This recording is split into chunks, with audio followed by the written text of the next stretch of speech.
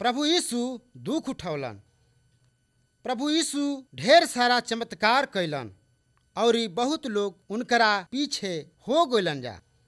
तब भी जब प्रभु यीशु उ लोग से कहलन कि तोहन जाना सब पापी बाड़ा जा, तो जे दुष्ट लोग रहे उ लोग उनकरा से घृणा कैलन जा। उ लोग के सरदार देख जरन रहन जा। उ लोग कबो ना मंजूर कैलन जा कि यीशु ही परमेश्वर के पुत्र बाड़न। उ लोग यीशु के पकड़वावल, झूठा दोष लगवावल और मारल। उ लोग यीशु के सिर पर कांटा के मुकुट बना के रखलन जा और ठाठा मार के हंसी करे लगलन जा। लेकिन प्रभु यीशु ओकर विरोध ना कैलन, काहे कि उ जानत रहन कि ऐसा ही होई। उनकरा दुख उठावे के पीछे परमेश्वर के बहुत बड़ा प्लान रहे।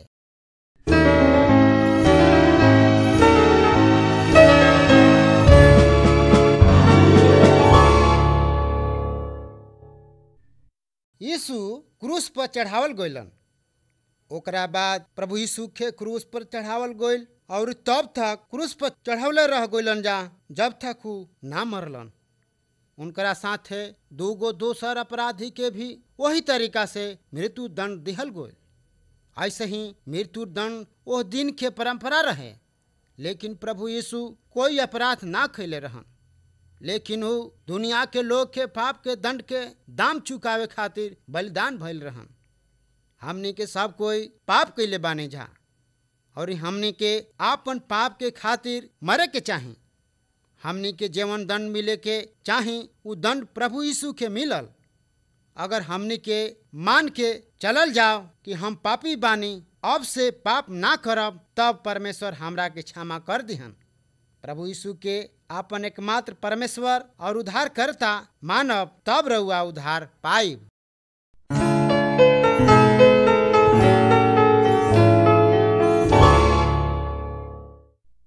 पुनरुत्थान। प्रभु यीशु के दुश्मन लोग सोचलन जा कि उनकरा के नाश कर दही जा, लेकिन ऐसन सब ना रहे। प्रभु यीशु के क्रूस पर मरला के बाद उनकर मित्र लोग उनकर लाश के गुफा में रख देलन और कब्र के गुफा के द्वार पर एगो बड़े गो चट्टान रख देलन जा। 2 दिन बीत गइल। तीसरा दिन प्रभु यीशु फिर जिंदा हो गइलन। जब कुछ महिला लोग कब्र पर अली जा तो देख ली जा कि चट्टान अलग लुढ़क गइल बा और यीशु के लाश हो जा है नहीं खे। 2 गो स्वर्गदूत इस संदेश के देवे खातिर बैठल रहन जा कि यीशु एहिजा नहीं खन, उ जी गइल बड़न।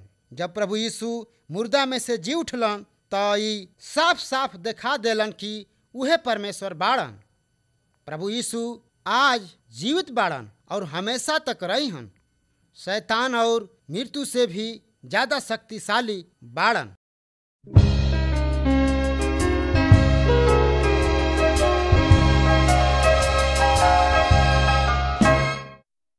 थोमा विश्वास करताड़न। प्रभु यीशु के जी उठला के बाद उनकर ढेर साथी लोग देखलन जा, उनकरा से बातचीत कैलन जा और उनकरा साथे भोजन भी कैलन जा। थोमा जेवन यीशु के शिष्य में से एक रहन, उनकरा विश्वास ना भइल कि यीशु फिर जी गइल बाड़न। उ कहलन कि हम जब तक तोहार हाथ के घाव के छू के ना देखब, तब तक हम विश्वास ना करब। अंत में बंद दरवाजा के घर में प्रभु यीशु थोमा के लौक गइलन। थोमा के कहल सब बात कहल खत्म हो गइल रहे। उ प्रभु यीशु के चरण पर गिर के कहलन, हे हमार प्रभु, हे हमार ईश्वर। जब प्रभु यीशु कहलन कि धन्य उ लोग बाड़न जे हमरा के बिना देखले विश्वास करत ताड़न।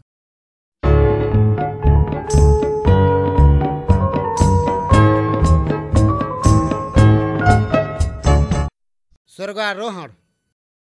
प्रभु यीशु के जी उठला के बाद 40 दिन के बाद उ ढेर लोग के लौकलन और उ गवाही देहलन कि उ जिंदा बाड़न। एकरा बाद प्रभु यीशु आपन पिता के पास जाए खातिर तैयार रहन, काहे कि उ जेवन काम करे खातिर आयल रहन उ पूरा हो चुकल रहे।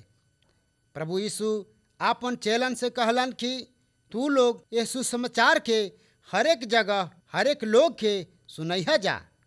जैसे चेला लोग देखलन जा प्रभु यीशु यह दुनिया के छोड़ के स्वर्ग में चल गइलन, फिर 2 स्वर्गदूत हाजिर हो गइलन और ई कहलन जा कि जे तरीका से प्रभु यीशु स्वर्ग में गइलन वही तरीका से फिर ये दुनिया में अइहन।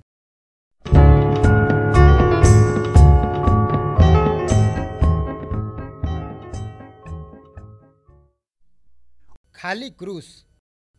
प्रभु यीशु क्रूस पर काहे मरलन? प्रभु यीशु हम पापी के पाप के दंड से बचावे खातिर क्रूस पर मरलन। प्रभु यीशु निष्पाप रहन, लेकिन वो हमनी के पाप उठा लेवे खातिर मरलन, जौन हमनी के परमेश्वर से अलग करेला। क्रूस हमनी के याद दिलावेला कि प्रभु यीशु परमेश्वर के निष्पाप मेमना रहन, जौन हमनी के खातिर बलिदान भइलन।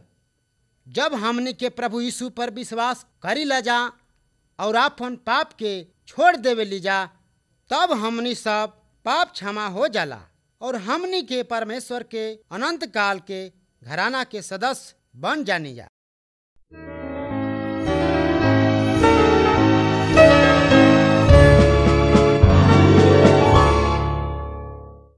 दो मार्ग। प्रभु यीशु शिक्षा दिहलन कि जीवन के 2 रास्ता और अंतिम परिणाम बा।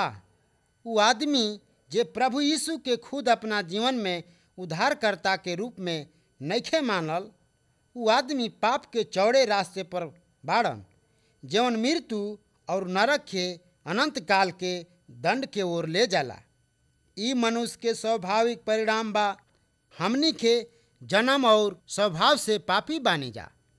यही जा क्षमा, शांति और जीवन के पतला रास्ता जीवन परमेश्वर और सड़क के ओर ले चलेला।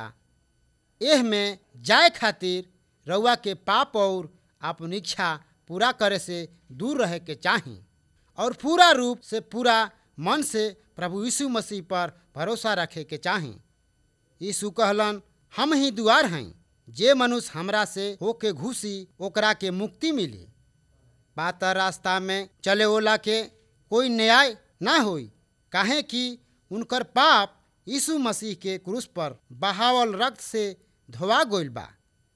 यदि रउआ यीशु के पीछे चलल चाहतानी तो प्रार्थना में यह प्रकार से परमेश्वर से बात कर सकतानी।